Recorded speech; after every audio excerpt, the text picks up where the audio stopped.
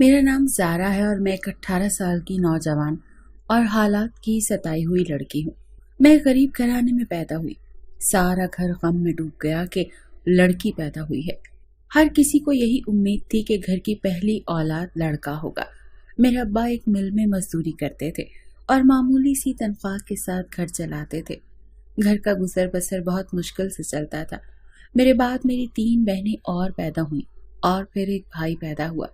हम 5 बहन भाई हो गए, लेकिन मेरे माँ बाप को जो लड़कियों का दुख लगा वो भाई के आने पर भी कम ना हुआ। हम चारों बहनें जब एक साथ खड़ी होती तो एक बराबर ही लगती, क्योंकि हम चारों में सिर्फ एक एक साल का ही तो फर्क था। यूं हम एक जितने ही लगते थे। हमने बहुत छोटी उम्र से अम्मा का हाथ बटाना शुरू कर दिया था। अम्मा की हर मुमकिन मदद करती और जितना हो सकता घर के काम काज में भी उनका हाथ बटाती। लेकिन अम्मा ने कभी खुश होकर मुझे शाबाश नहीं दी। न जाने स्कूल भी क्यों दाखिल करवाया, हालांकि अब्बा के ख्याल में लड़कियों का स्कूल जाना इतना ज़रूरी नहीं था। मैंने अभी एक फैक्ट्री में मुलाजमत शुरू कर दी थी।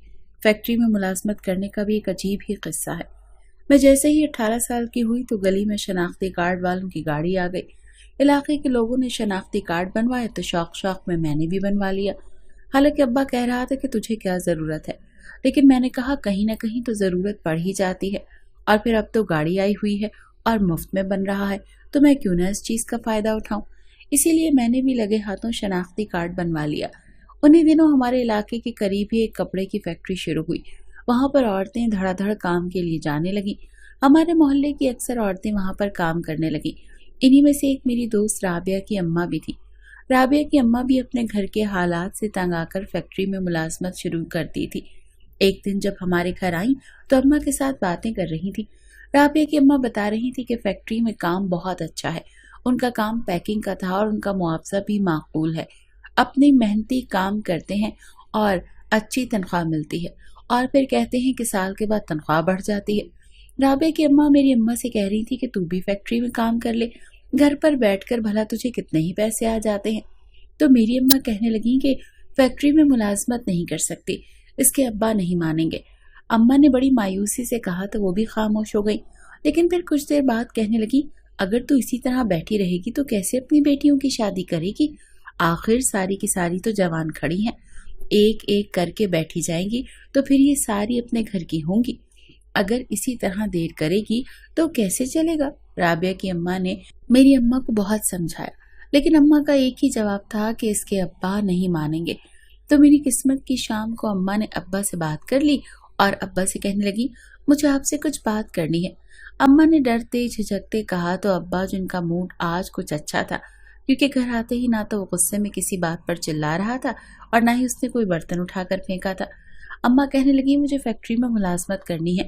मोहल्ले की काफ़ी औरतें वहाँ जा रही हैं और सुना है कि माहौल भी बहुत अच्छा है, और वैसे भी इस तरह अकेले आप कब तक जिम्मेदारियाँ उठाते रहेंगे? अगर मैं भी आपके साथ मिल जाऊंगी तो हम जल्द ही इन लड़कियों का ब्याह कर देंगे। अम्मा ने डरते झिझकते अब्बा से बात की। अब्बा कुछ देर तो खामोश रहा, लेकिन फिर कहने लगा, ठीक है, तुम पता कर लो तो कल से चली जाओ। न जाने अब्बा ने क्या सोचकर रजामंदी दे दी।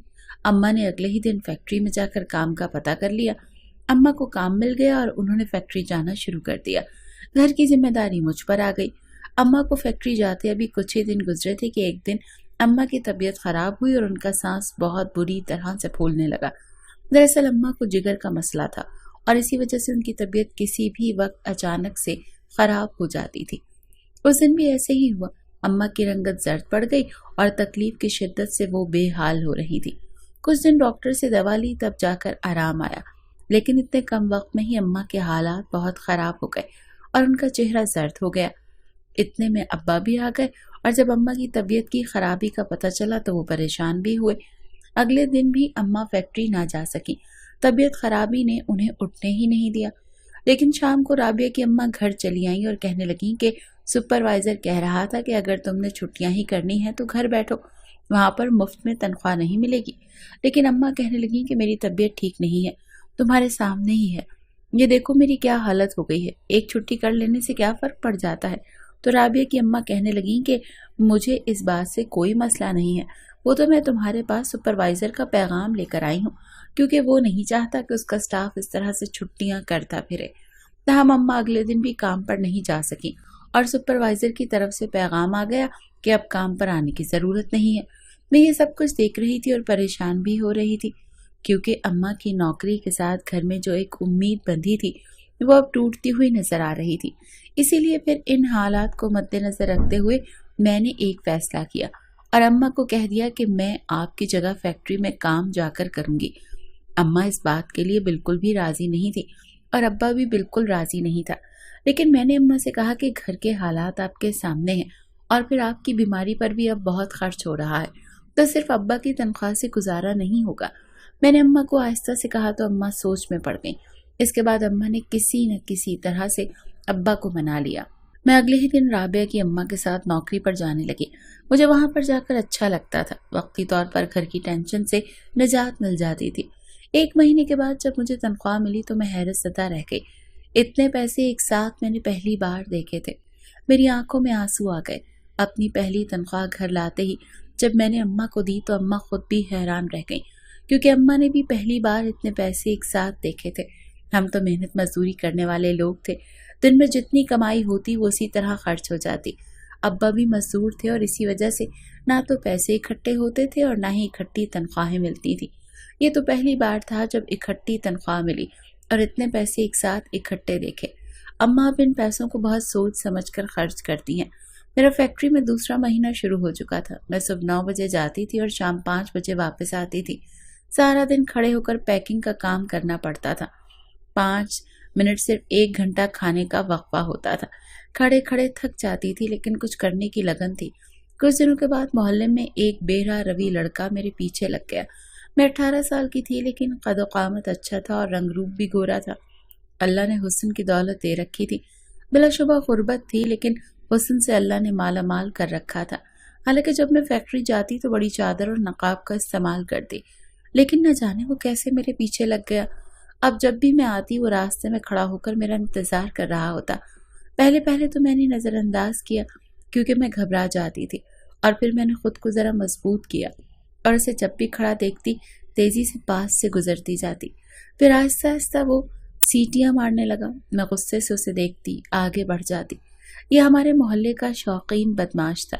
اس کے ساتھ 3-4 لڑکے بے وجہ کھڑے رہتے اور آتی جاتی لڑکیوں کو تنگ کرتے تھے۔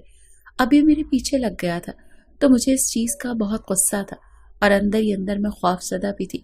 کافی دن ہو گئے تھے اسے میرے پیچھے آتے ہوئے۔ اب تو وہ مجھے فیکٹری کے دروازے تک چھوڑ کر جاتا۔ مجھے بہت غصہ آتا تھا اور گھبراہٹ ہوتی رہتی تھی۔ میں ارد گرد دیکھتی، تیز تیز چلتی، لیکن وہ میرا پیچھا چھوڑتا ہی نہیں تھا۔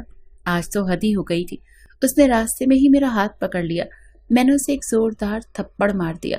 وہ گال پر ہاتھ رکھے حیرت زدہ نظروں سے مجھے دیکھتا رہا۔ اسے تھپڑ مارنے کے بعد مجھے احساس ہوا کہ شاید میں نے غلطی کی ہے، اسی لیے میں جلدی سے وہاں سے ہٹ گئی، کیونکہ منٹوں میں وہاں بھیڑ اکٹھی ہونی شروع ہو گئی تھی۔ لوگوں کو تو مفت کا تماشا چاہیے ہوتا ہے۔ اس لڑکے کے چہرے کے تاثرات مجھے کچھ اچھے نہیں لگ رہے تھے۔ میں بہت گھبرائی ہوئے انداز میں گھر واپس لوٹ آئی۔ اماں نے جب مجھے واپس آتے دیکھا تو پوچھنے لگی، تو وہاں سے واپس کیوں آ گئی؟ سب ٹھیک تو ہے؟ میں نے اماں سے کہا کہ ایک لڑکے نے راستہ روک لیا تھا تو میں نے اسے تھپڑ مار دیا، بس اسی وجہ سے گھبرا گئی اور گھر واپس آ گئی۔ میری بات سن کر اماں نے دل پر ہاتھ رکھ لیا اور کہنے لگی، یہ تو نے کیا کیا؟ تجھے پتا بھی ہے کہ وہ کتنا بڑا بدماش ہے اور علاقے کے لوگ اس سے کتنا ڈرتے ہیں، پھر بھی تو نے ایسا کیوں کیا؟ اماں تو بہت زیادہ گھبرا گئی تھی اور مجھے بھی ڈرا رہی تھی، اور سچ بھی یہی تھا کہ وہ علاقے کی لڑکیوں کی بالکل عزت نہیں کرتا تھا۔ اس کے علاوہ 1-2 بار سننے میں آیا تھا کہ اس نے لڑکیوں کو اغوا کیا تھا۔ وہ جیل میں بھی رہ کر آیا تھا۔ بڑے بڑے پولیس افسران اور دوسرے عہدیداروں سے اس کی کافی تعلقات تھے، اسی لیے میں تھوڑا سا گھبرا رہی تھی۔ لیکن اگلے دن جب میں فیکٹری جانے لگی تو ڈرتے ڈرتے راستہ طے کیا، لیکن وہ مجھے راستے میں کہیں نظر نہیں آیا۔ مجھے لگا کہ شاید میرے تھپڑ مارنے کے بعد وہ سنبھل گیا ہے اور اسے سمجھ آ گئی ہے اور اب وہ میرے راستے میں نہیں آئے گا۔ کچھ دن تو وہ میرے راستے میں نہیں آیا اور میں اب بے خوف ہو کر فیکٹری جانے لگی، لیکن ایک دن پھر وہ راستے میں آ گیا۔ ہوا کچھ یوں تھا کہ اس دن میں فیکٹری جانے کے لیے نکلی تو مجھے پہلے ہی دیر ہو رہی تھی، اسی لیے میں نے شارٹ کٹ لینے کا سوچا۔ میں تنگ گلی کی طرف مڑ گئی اور یہی میری سب سے بڑی غلطی تھی۔ مجھے نہیں معلوم تھا کہ وہ راستے میں ہی کھڑا ہوگا۔ جیسے ہی میں گلی میں مڑی تو سامنے ہی وہ مجھے کھڑا نظر آ گیا۔ میں واپس مڑنے لگی لیکن اس کا ایک اور ساتھی دوسری طرف گلی میں کھڑا تھا۔ میں گھبرا گئی اور تھوک نکلتے ہوئے چادر درست کرتے ہوئے آگے بڑھنے لگی۔ جب میں اس کے قریب پہنچی تو اس نے اچانک مجھے پکڑ لیا اور مجھے قریبی گھر کی طرف کھینچنے لگا۔ اس کے ساتھ اس کے دوست اور ساتھی بھی تھے۔ میں نے چیخنا چلانا شروع کر دیا۔ وہ میرے منہ پر ہاتھ رکھ کر میری چیخ کو روک رہا تھا، لیکن میں اس کے قابو میں نہیں آ رہی تھی۔ میں نے زور زور سے چلانا شروع کر دیا۔ ارد گرد کے گھروں کے دروازے لوگوں نے کھول دیے اور باہر نکل آئے۔ جب اس لڑکے نے یہ دیکھا تو اچانک مجھے وہاں پر دھکا دے کر گلی کی دوسری طرف نکل گیا۔ میں نیچے گر گئی اور میرا سر زمین پر لگا۔ میں جلدی سے گھر کی طرف بھاگی تاکہ اس بات کا کسی کو پتہ نہ چلے، مگر محلے والوں نے یہ بات میرے بھائی کو بتا دی۔ وہ غیرت میں آ کر اس لڑکے کے پیچھے بھاگا اور اسے پولیس نے پکڑ کر اس پر الٹا جھوٹا کیس ڈال کر اسے ہی اندر کر دیا۔ ابا کو اس سارے قصے کا پتہ چلا تو ابا بیمار پڑ گئے۔ ابا اس دن کام پر گئے تو وہاں پر نہ جانے کیا ہوا کہ ابا کو دل کا دورہ پڑ گیا۔ ابا کے ساتھ جو کام کرنے والے تھے وہ ابا کو لے کر اسپتال بھاگے۔ سرکاری اسپتال میں ابا کا ایمرجنسی میں علاج ہوا اور انہیں فوراً ہی ICU میں داخل کر لیا گیا۔ جب تک ہمیں گھر پر اطلاع ملی تب تک ابا ICU میں داخل ہو چکے تھے۔ ہمارے تو پیروں تلے سے زمین ہی کھسک گئی۔ میں چونکہ اس وقت فیکٹری میں تھی اسی لیے میں انتہا پریشان ہو رہی تھی۔ 2 دن بعد ابا کی حالت بہتر ہو گئی اور وہ گھر آ چکے تھے۔ ڈاکٹر نے انہیں مکمل آرام کا کہا تھا اور ساتھ ہی کسی قسم کی پریشانی نہ لینے کا بھی کہا تھا۔ ابا کی دوائیاں بھی اتنی ساری لکھی گئی تھی کہ میں اور اماں دیکھ کر چکرا گئے۔ ابا بیماری کے بعد بہت کمزور ہو گئے تھے اور ہر وقت بستر پر لیٹے رہتے۔ اماں بیچاری گھر کے معاملات بھی دیکھتی اور باہر کی بھی نمٹا رہی تھی۔ میرا تو سارا دن فیکٹری میں ہی گزرتا تھا۔ چھوٹی تینوں بہنوں کو گھر سے نکلنے کی عادت نہیں تھی اور ویسے بھی وہ تینوں اتنی پر اعتماد تھی۔ فیکٹری میں بس اب آخری تاریخ میں 2 دن رہ گئے تھے۔ جن جن نے نام لکھوانا تھا ان سب نے لکھوا دیا تھا۔ 2 دن بعد آخری تاریخ تھی اور میرے دل کو بے چینی لگ رہی تھی کیونکہ میں بھی دبئی جا کر پیسہ کمانا چاہتی تھی۔ مجھ جیسی غریب لڑکیوں کو دبئی جانے کا موقع ہماری فیکٹری دے رہی تھی، مگر میرے گھر والے مجھے دبئی نہیں جانے دے رہے تھے۔ میں نے اماں کی منتیں شروع کر دیں اور کہا، اماں بس ایک بار تو حامی بھر لے اور مجھے جانے دے۔ گھر کے حالات تیرے سامنے ہیں۔ گھر کے 2 مرد ہیں، ایک بستر پر پڑا ہے اور دوسرا جیل کے اندر بند ہے۔ میں نے اماں سے کہا تو اماں پہلے تو خاموش رہیں اور پھر مجھے کہنے لگی، ٹھیک ہے جیسے تیری مرضی، تو اپنا نام بھی لکھوا لے اور اپنی قسمت آزما لے۔ اماں کے ہاں کرنے کی دیر تھی کہ میں نے جھٹ اماں کو اپنے ساتھ لگا لیا۔ مجھے یقین ہی نہیں آ رہا تھا کہ اماں نے ہاں کہہ دی ہے۔ خوشی کے مارے مجھے ساری رات نیند ہی نہیں آئی۔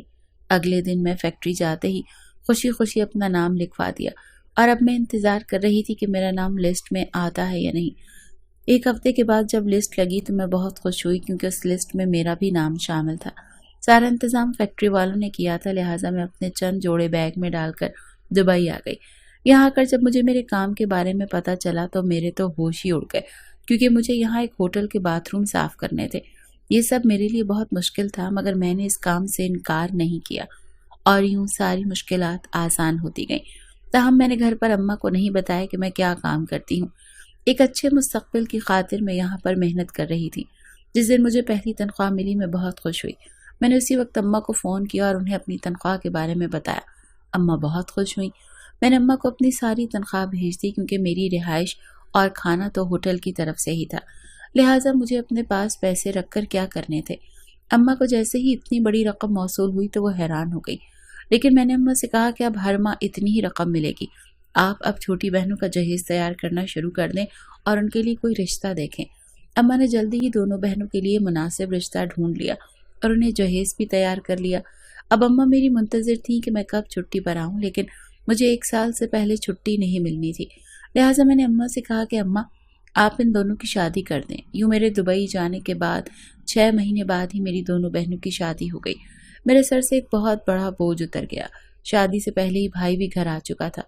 وہ شرمندہ تھا۔ ابا کا علاج بھی ساتھ ساتھ چل رہا تھا اور ابا بھی بہت بہتر تھے۔ میں نے اماں سے اب کہا کہ وہ گھر کی تعمیر شروع کروا دیں۔ اماں نے گھر کی تعمیر کا کام شروع کروا دیا اور یوں 6 مہینوں بعد ہی میرا گھر تیار ہو گیا۔ مجھے یہاں پر 1 سال ہو گیا تھا اور اب 1 ماہ کی چھٹی پر میں گھر واپس جا رہی تھی۔ مجھے بہت خوشی تھی۔ میرے پاس چونکہ پیسے تو بچتے نہیں تھے، اسی لیے میں نے گھر والوں کے لیے کوئی شاپنگ نہیں کی اور جس طرح آئی تھی اسی طرح واپس چلی گئی۔ گھر پہنچنے پر میرا استقبال بڑے ہی اچھے طریقے سے ہوا۔ گھر میں بہت ساری تبدیلیاں کر دی گئی تھیں اور یوں گھر بہت اچھا اور بھلا لگ رہا تھا۔ میں ایک ایک چیز کو شوق سے دیکھ رہی تھی۔ اماں ابا اور بھائی نے بھی بہت اچھے کپڑے پہن رکھے تھے۔ میں خوش اور مطمئن تھی کہ میری تنخواہ اچھی جگہ پر استعمال ہوئی ہے۔ میری آمد کا سن کر دونوں چھوٹی بہنیں بھی ملنے چلی آئیں۔ دونوں بہت خوش نظر آ رہی تھی۔ دونوں کے گھر خوشخبری تھی۔ میں ان کے میاں سے مل کر بہت خوش ہوئی۔ دونوں بہت عزت کرنے والے لڑکے تھے۔ باتوں کے دوران میں ایک چھوٹی بہن نے پوچھ لیا کہ آپ نے ہمارے لیے کیا تحفے لائی ہیں؟ میں نے ذرا چونک کر دیکھا اور کہا نہیں، میں تو کچھ بھی نہیں لائی۔ میرے اس طرح کہنے پر وہاں پر تو جیسے سب حیران رہ گئے۔ اماں تو سب سے پہلے بولی اور پوچھنے لگی، تم ہمارے لیے تحفے نہیں لائی؟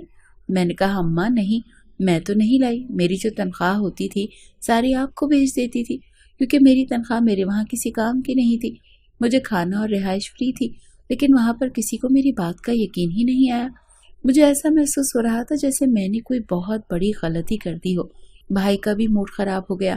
شاید اسے کسی اچھے تحفے کی امید تھی اور اس نے کچھ دیر بعد کہہ بھی دیا، میں نے تو دوستوں کو کہا تھا کہ آپ جب آئیں گی تو میرے لیے آئی فون لے کر آئیں گی، اور آپ خالی ہاتھ چلی آئی ہیں۔ بھائی نے غصے سے کہا اور اٹھ کر باہر چلا گیا۔ ابھی میری چھٹی میں 25 دن باقی تھے کہ اماں کہنے لگی، کچھ وہ پیسے تو دینا، تھوڑی سی ضرورت آ پڑی ہے۔ میں نے حیرت سے اماں کو دیکھا اور پوچھا، اماں پیسے؟ کون سے پیسے؟ تو اماں کہنے لگی، وہ جو پیسے تو نے پہلے بھیجے تھے وہ جلدی ختم ہو گئے، کیونکہ تیرے آنے پر تیری بہنیں اور بہنوئی آتے رہے اور محلے کے لوگ تجھ سے ملنے آتے رہے، اس وجہ سے زیادہ خرچ ہو گیا۔ اب میرے پاس خرچے کے پیسے نہیں ہیں، اسی لیے تجھ سے کہہ رہی ہوں، ورنہ نہ مانگتی۔ اماں کی بات سن کر میں انہیں دیکھتی رہ گئی اور پھر آہستہ سے کہا، لیکن اماں میرے پاس تو کوئی پیسے ہی نہیں ہیں۔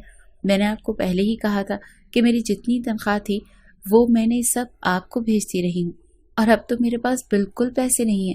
میری ٹکٹ تو کمپنی کی ذمہ تھی، اسی لیے مجھے اپنی ٹکٹ کی فکر نہیں تھی۔ میری بات سن کر اماں حیران رہ گئیں اور غصے سے کہنے لگی، تمہارے پاس پیسے ہیں، بس تم ہمیں دینا نہیں چاہتی۔ مجھے سمجھ آ گئی ہے، باہر جا کر پتہ نہیں خود کو کیا سمجھنے لگ گئی ہو۔ پہلے ہی تمہارے بہن بھائی تم سے ناراض ہیں کہ تم ان کے لیے کوئی تحفہ نہیں لے کر آئے۔